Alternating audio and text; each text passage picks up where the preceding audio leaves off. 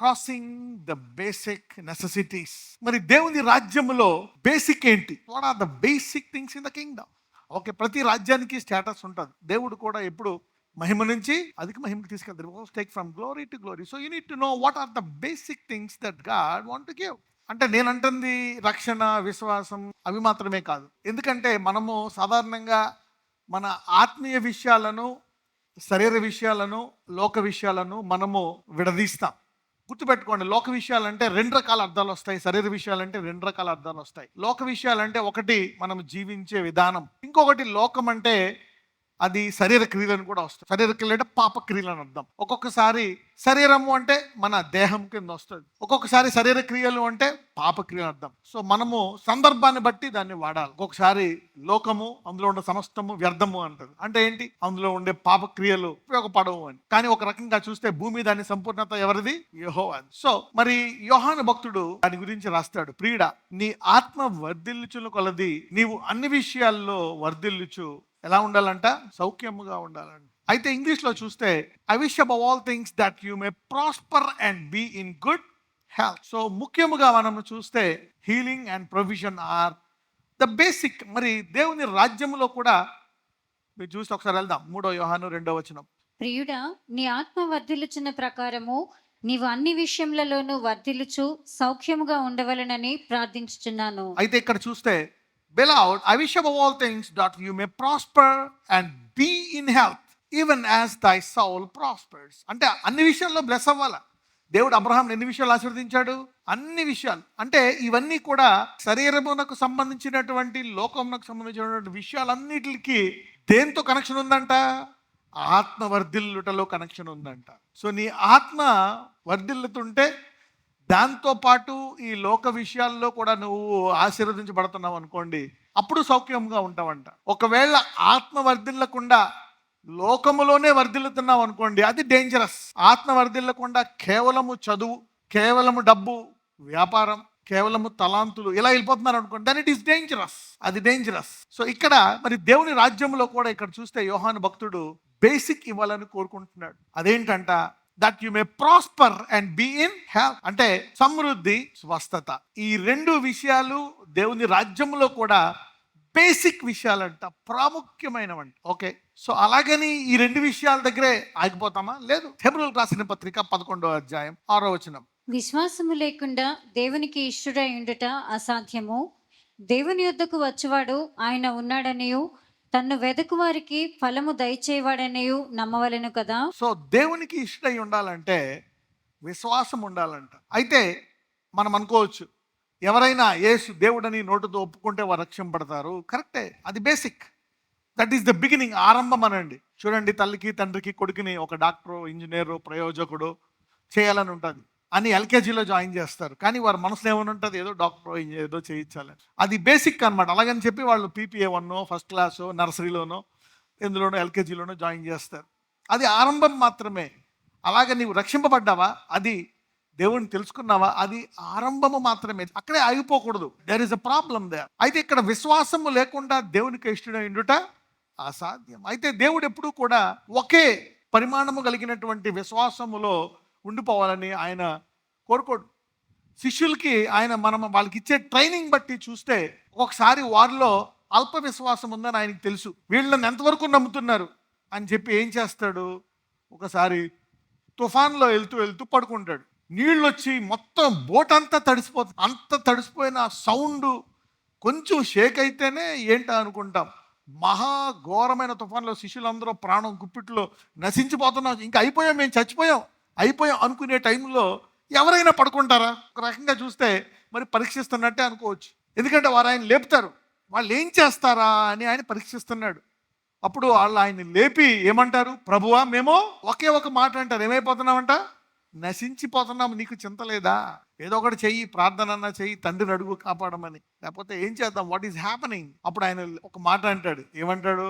అల్ప విశ్వాసులారా అంటాడు. అంటే ఆయన విశ్వాసమునకు ఒక పరిమాణం పెట్టి కొలుస్తున్నాడు. అక్కడ talk to your neighbour and say God is measuring your faith. తెలుగులో చెప్పండి, దేవుడు నీ విశ్వాస పరిమాణమును కొలుస్తున్నాడు అని చెప్పండి.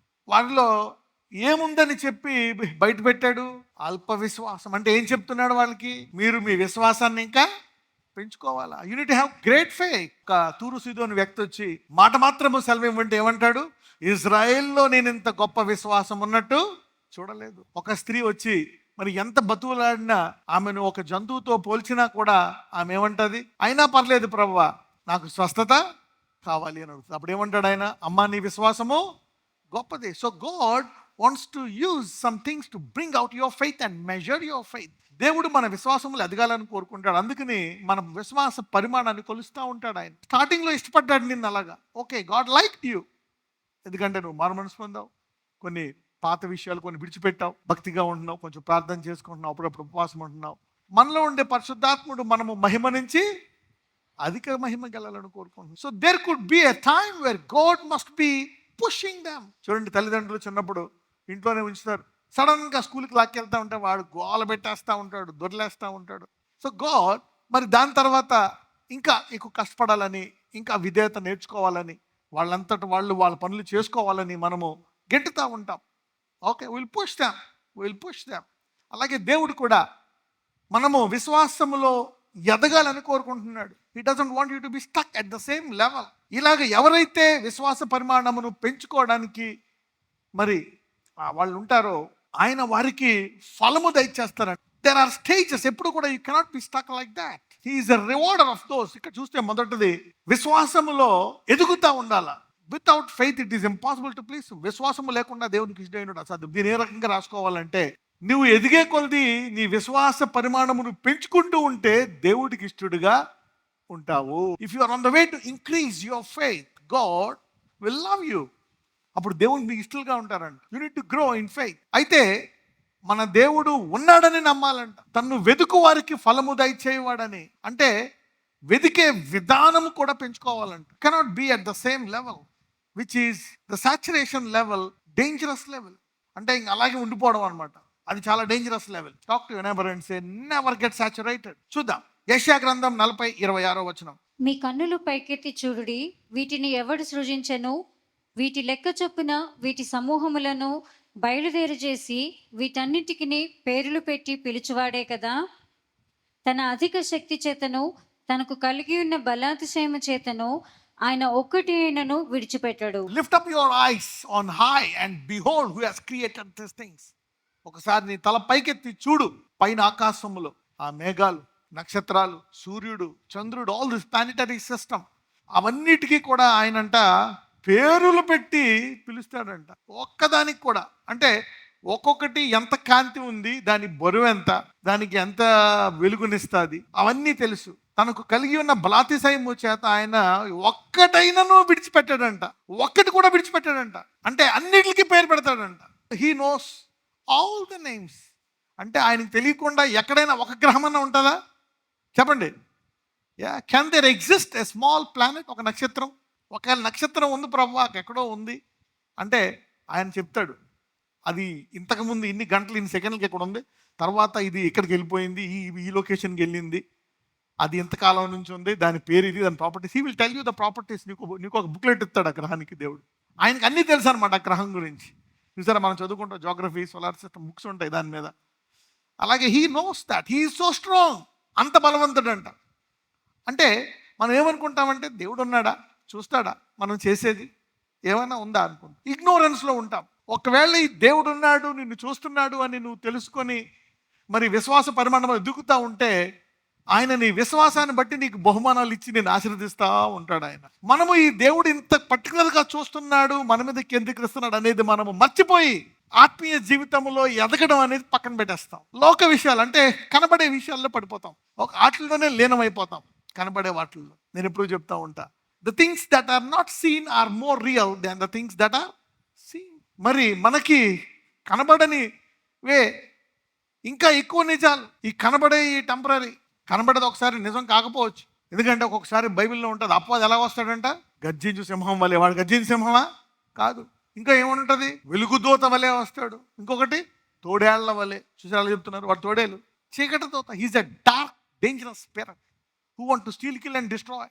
అంటే ఈ లెక్కన ఒరిజినాలిటీ చూడాలంటే మరి ఆ కనబడే లోకంలోనే ఒరిజినాలిటీ కనబడుతుంది. ఈ కనబడే లోకంలో అంత సత్యము కాదు. So what you don't see is more real than what you see.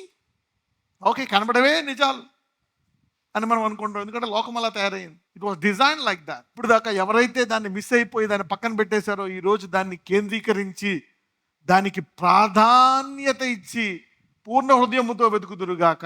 See, we ignore that. God is so powerful.